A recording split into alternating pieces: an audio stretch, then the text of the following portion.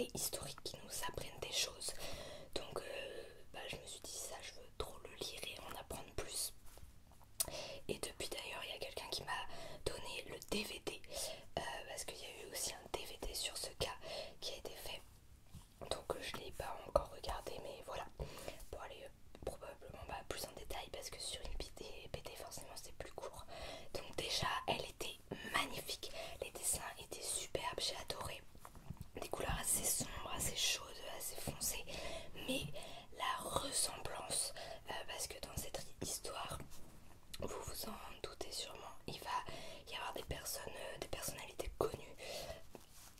Et par exemple, il y a un moment, il y a une image même, elle est juste dos, je crois, Simone Veil, et on reconnaît tout de suite.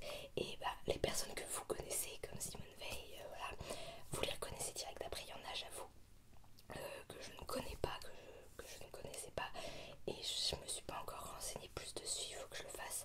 Mais les dessins étaient super beaux et vraiment très réalistes, enfin, ça ressemblait de fou. Ensuite, l'histoire, donc pour ceux qui ne sauraient pas, en fait c'est sur une affaire qui est passée au tribunal qui a permis la légalisation de l'avortement. Donc on se retrouve sur une affaire d'une jeune fille qui a 17 ans je crois, qui a avorté illégalement, parce qu'à cette époque c'est illégal en France et dans beaucoup d'autres endroits c'est illégal de le faire, que ce soit soi-même ou chez un médecin ou quoi que ce soit. Et en plus sa mère l'a aidé, ce qui paraît un peu logique. Donc elles sont toutes les deux amenées au tribunal pour comparaître, car elles sont coupables de ce... Alors ça doit être un délit, ou non, ça doit être un crime qui est considéré à l'époque. Donc il y a des choses, on se dit 1972 c'était il n'y a pas si longtemps que ça forcément. Si vous êtes à peu près de ma génération, voilà, ça fait quand même plus de 50 ans, mais c'est pas si loin quoi. Nos parents, enfin c'est juste pour moi personnellement, mais ont connu, enfin sont nés à peu près à cette époque-là, donc c'était quand même il y a pas longtemps. On se dit des choses pareilles, comme par exemple si on pense au droit de vote des femmes, c'est des choses on se dit mais il n'y a plus personne d'encore vivant qui a connu ces époques-là et tout.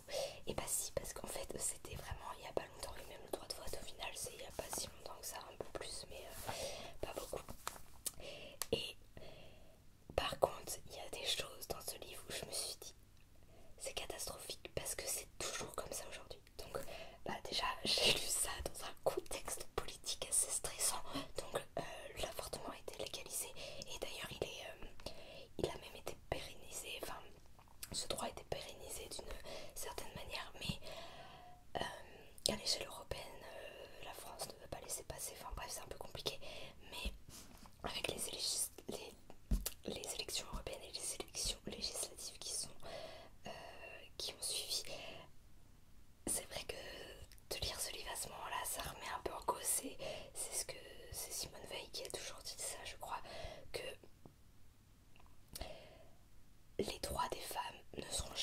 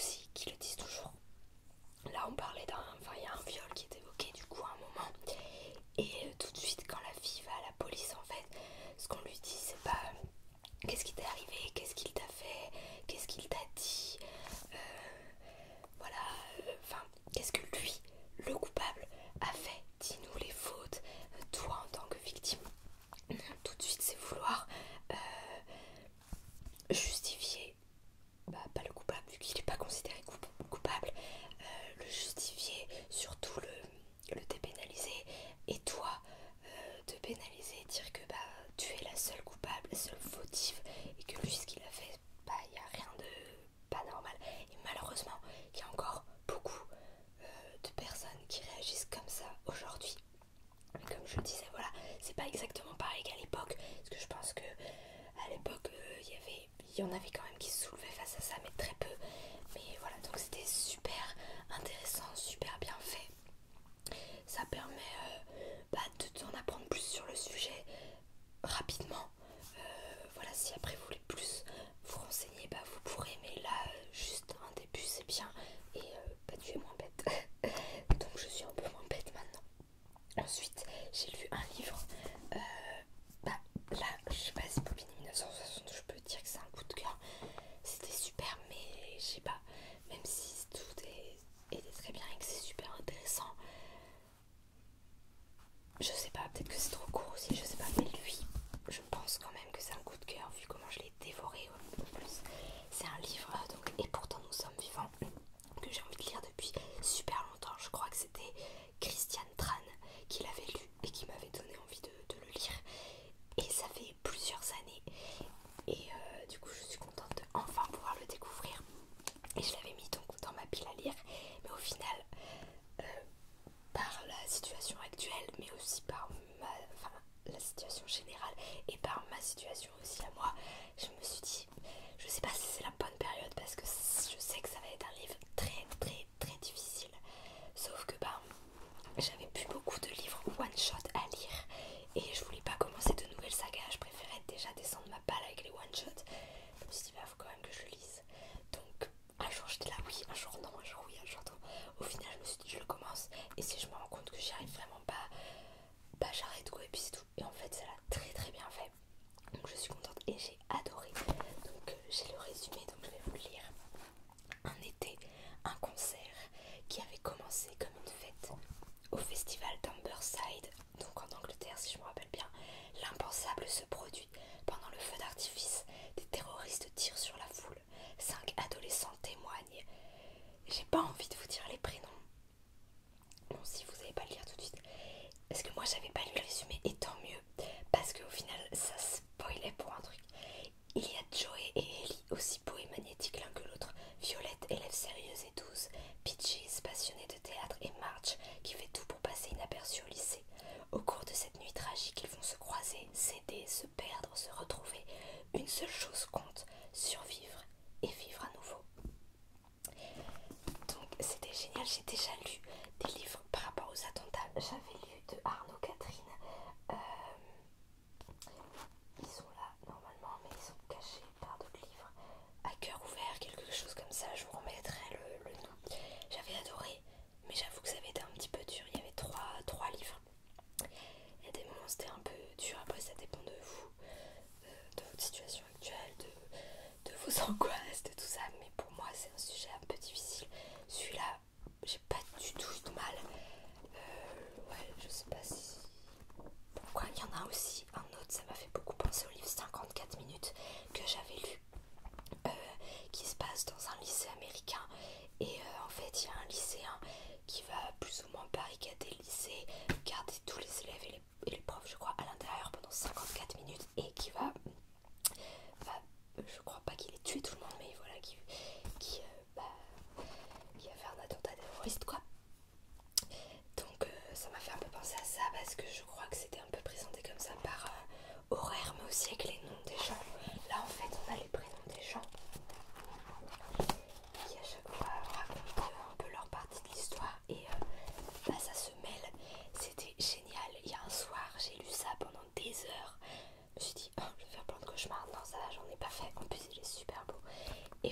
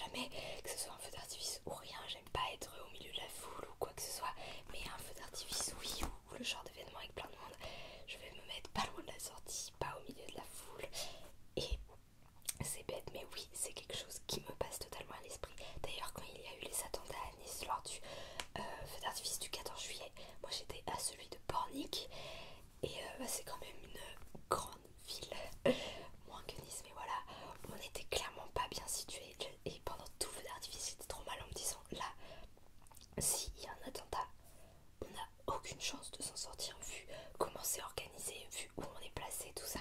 Et j'y ai pensé tout du long, j'étais très stressée, j'ai pas du tout profité. Et quand on est rentré, j'ai vu qu'à Nice il y avait eu ça, et je me suis dit,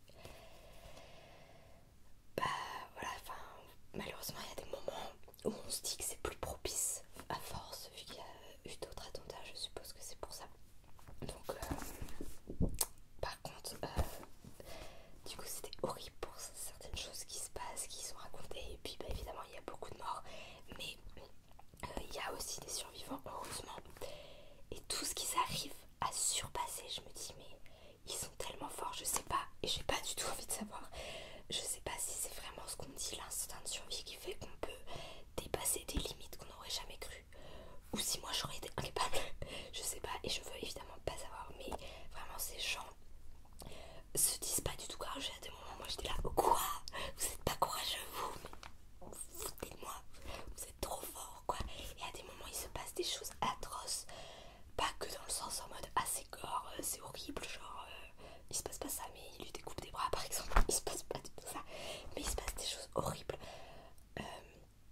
genre qui vont créer des traumas de dingue. En fait c'est pas forcément les personnes, enfin c'est peut-être aussi, mais imaginons il y a une personne, elle croise le terroriste dans la soirée, qu'une fois elle se prend une balle, mais pas qui rentre, vous voyez, qui la blesse, mais voilà, et c'est tout, et tout du long il lui arrive rien d'autre. Bon c'est horrible, mais au final il y en a un qui va peut-être avoir pas plus de blessures que ça, mais qui va voir quelqu'un mourir sous ses yeux, ou quelqu'un de proche, ou quelqu'un qui va mourir sur lui, enfin bref, des choses comme ça qui au final peuvent être pire. Il n'y a pas de pire ou moins pire, mais juste je dis que dans les trucs horribles, il n'y a pas que les blessures. Il y avait des choses où bah, c'est des blessures mais émotionnelles. Il y en a un perso, je me dis mais sa vie après, ça va être, enfin pour tous, hein. Mais ouais. Et il y a une note de fin de l'autrice que j'ai trouvée hyper importante et super bien, même si j'arrive pas du tout à mettre en pratique ce qu'elle dit, parce qu'en gros elle dit qu'il bah, il faut pas arrêter de vivre et qu'il faut pas s'empêcher certaines choses à cause bah, de cette menace, ce qui est totalement l'inverse de moi. Voilà, on va pas se mentir, j'évite certaines choses parce que j'ai peur de ce genre de choses. Je déteste aller dans les grandes villes parce que j'ai peur qu'il y ait des attentats, enfin bref. Donc je me dis bah elle a tout à fait raison, mais bah, pour l'instant j'y arrive toujours pas. Et sinon j'ai aussi beaucoup aimé, elle explique pourquoi elle a pris cet angle là de l'histoire, on va dire, ça aurait pu être raconté de différentes manières, et en fait elle raconte que elle, l'histoire, elle voulait que ça soit que les victimes, qu'on parle que des victimes, et j'étais tout à fait d'accord avec elle pour une chose, c'est que elle ne supporte pas qu'on montre à la télé ou qu'on parle et tout des terroristes. Des fois on met leur tête, je trouve ça abominable. Déjà, qui a envie de voir la tête d'un terroriste? En plus ça nous sert à rien, mais on nous parle beaucoup de pourquoi ils ont fait les choses, qu'est-ce qu'ils revendiquaient, comment ils ont fait, quel était leur passé. Après on va parler quand ils sont pas morts, bah, de leur procès, tout ça, comme s'il y avait à avoir un procès. Et elle dit je supporte pas en fait, il y a aucune revendication, explication qui peut justifier, expliquer ou excuser ça, il n'y a rien. Et on n'a pas parlé d'eux en fait, et surtout pas autant. Par contre, ce dont on peut parler, d'ailleurs il y a une chanson qui le dit très bien. J'arrive plus à retrouver le nom. Si je retrouve, je vous le mettrai. Sinon, mettez en commentaire, vous avez dû comprendre. J'ai le rythme et tout, mais je sais pas. Et du coup, elle disait moi je veux qu'on parle des victimes, de ces personnes qui ont réussi à en sauver d'autres, de ces personnes qui ont survécu, de ces personnes qui, même si elles ont rien fait de spécialement courageux ou quoi, juste qui ont survécu, de leur vie, du fait qu'elles vont devoir vivre avec ça, de leur trauma. En fait, je veux juste qu'on parle d'eux et d'elles parce qu'il n'y a aucune raison de faire l'inverse. Et j'ai beaucoup aimé ce qu'elle dise ça, qu'elle fait une note et tout, vraiment pour expliquer les choses. En plus, j'ai trouvé ça très bien. Et c'est vrai que du coup, dans l'histoire, on ne parle pas des. Enfin, c'est peut-être un peu un spoil, mais on va pas nous parler. Enfin voilà, on va juste nous mettre le point de vue des victimes qui vivent cette histoire, qui racontent ça ensuite à la police. C'est pour ça que voilà.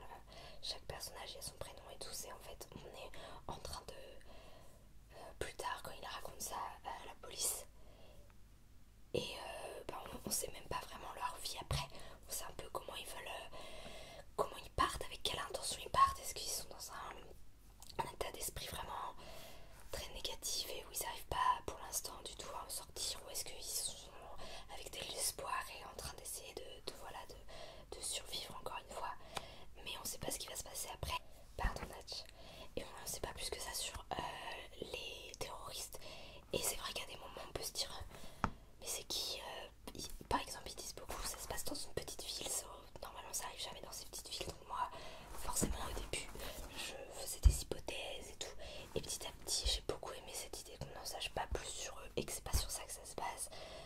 Et on comprend petit à petit qu'on va peut-être pas savoir plus que ça. Alors ça peut être un peu frustrant dans le sens où on se dit j'aurais bien voulu savoir qui c'est, pourquoi ils font ça et tout ça, mais comme dit l'autrice en fait, ça sert à quoi? Ça va pas aider à aller mieux ceux qui ont vécu ça, ça va pas faire revivre les morts, ça va pas enlever cette horreur qui s'est passée, ça va pas changer le sang sur les lieux, enfin le travail des policiers, et ça va rien excuser, et ça va rien, en fait ça va rien faire, ça va rien, enfin j'ai bien aimé cette idée, ce point de vue, cette façon de faire. Donc voilà, c'était affreusement horrible comme livre à lire, mais c'était hyper prenant, j'arrivais pas à le lâcher et j'ai quand même adoré. C'est un peu bizarre de dire ça pour ça, mais voilà. Ensuite, j'ai lu un livre qui était aussi dans ma pile à lire depuis quelques temps, Ce qu'il nous faut retrouver. Je vais vous lire le résumé déjà. Je rêve de retrouver ma sœur à l'autre bout du monde, piégée sur une île déserte depuis 3 ans avec pour seule compagnie une petite androïde. Si ne se rappelle plus de rien de sa vie d'avant, plus rien de sa vie d'avant. Rien, si ce n'est qu'elle a une sœur qui l'attend là-bas, quelque part de l'autre côté de l'océan.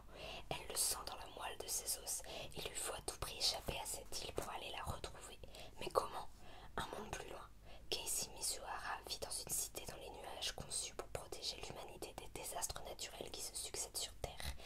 Fille des 2 fondateurs de la ville flottante, elle pleure la disparition de sa sœur Celia, adorée de tous, ou Celia, fascinée par le monde extérieur qui a pris 3 mois.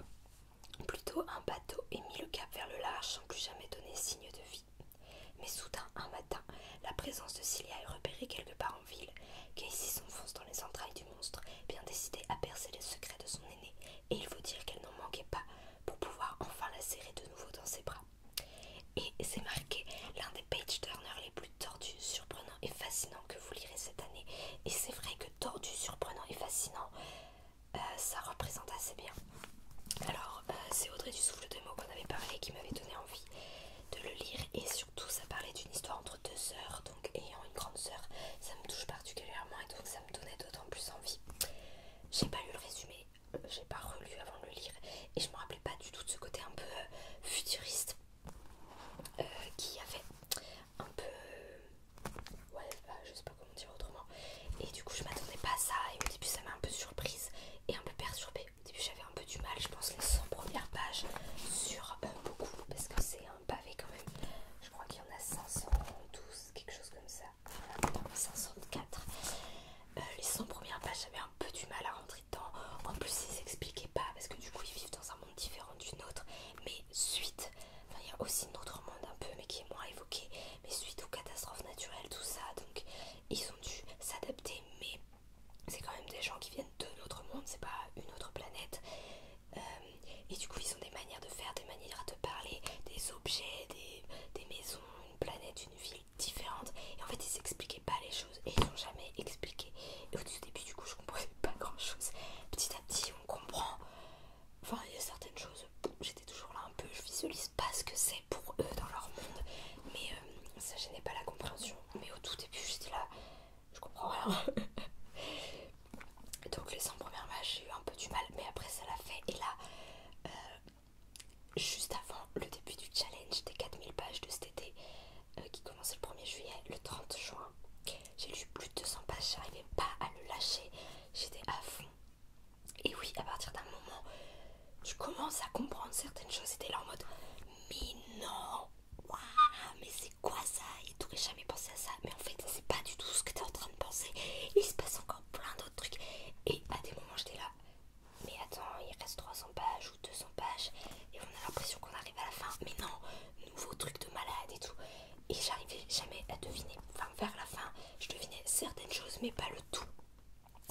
Et d'ailleurs j'ai pas compris du tout la toute fin, donc je suis un peu mitigée sur ce livre parce que comme je vous disais au tout début, bon, j'ai eu un peu de mal, peut-être qu'en sachant qu'il allait avoir ce côté un peu futuriste, différent et tout, bon, peut-être qu'en le sachant ça irait mieux, mais j'ai pas du tout compris la fin, donc si vous l'avez lu, please, qu'est-ce que vous avez compris vous, qu'est-ce que ça donne, parce que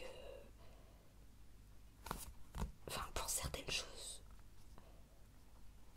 c'est pas hyper clair, c'est un peu ouvert, mais pour certaines choses je me dis bon ok il se passe ça pour certains personnages, mais pour les autres je suis là en mode bah du coup il se passe quoi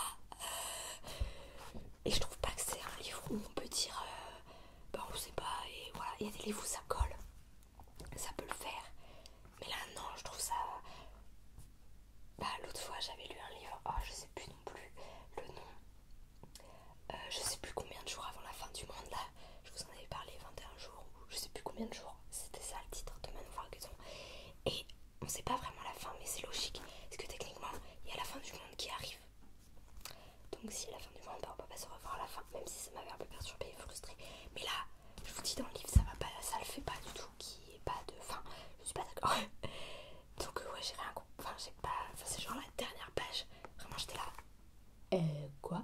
Donc bah, je suppose qu'on peut un peu interpréter comme on veut, mais peut-être que pas du tout en fait, et que pour certains c'est clair. Donc si vous avez lu, dites-moi, parce que moi j'ai pas compris, donc je suis un peu mitigée.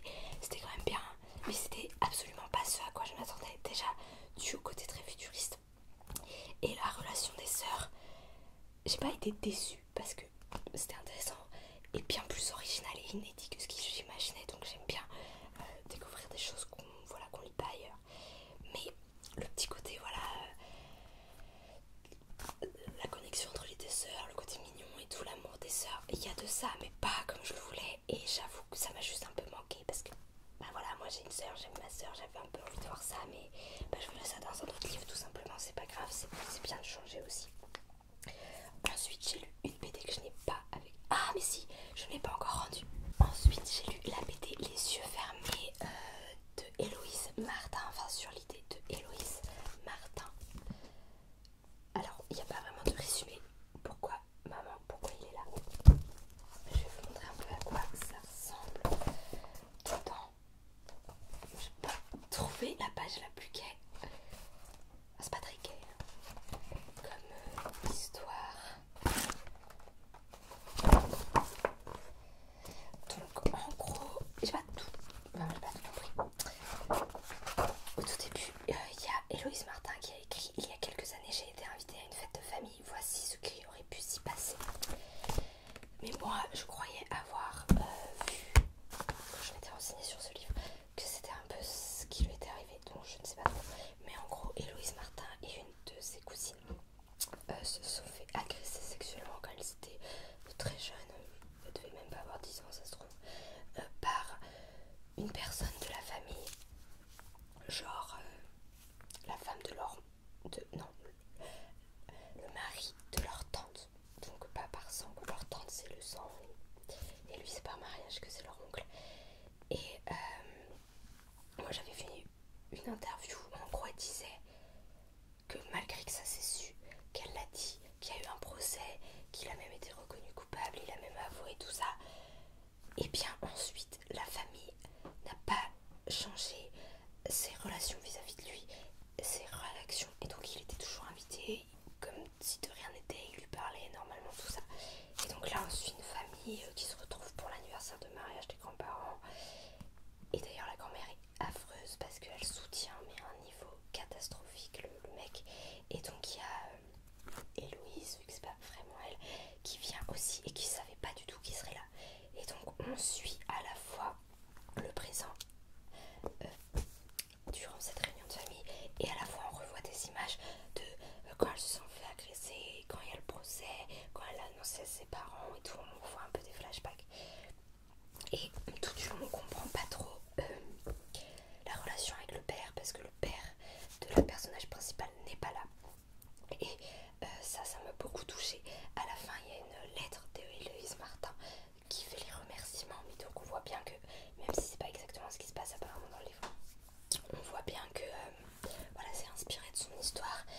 Et j'ai beaucoup aimé ce qu'elle a dit, c'était beau. Et après c'est la vraie vie, enfin c'est un peu fictionné, mais c'est inspiré de sa vraie vie. Mais du coup ça changeait parce que la personne, il semblerait qu'il ait le plus aidé, qui ait le plus réagi, c'est son père. Et on va pas se mentir, c'est quand même rare que ce soit les hommes. Et du coup j'ai bien aimé cette relation qu'on ne voit pas. Ça aurait été intéressant aussi dans le livre, mais qu'on suppose, qu'on comprend petit à petit, et surtout à la fin.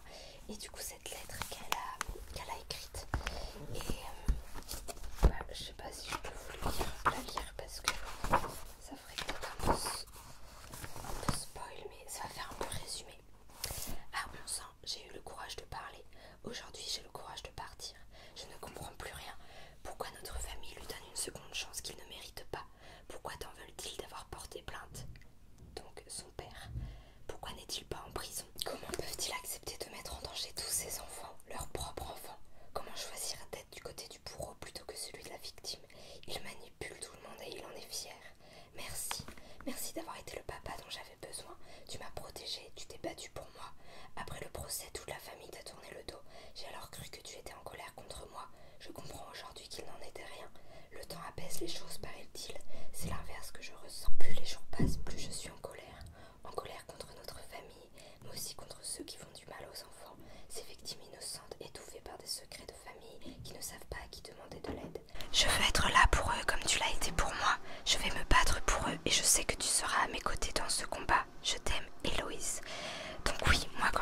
cette interview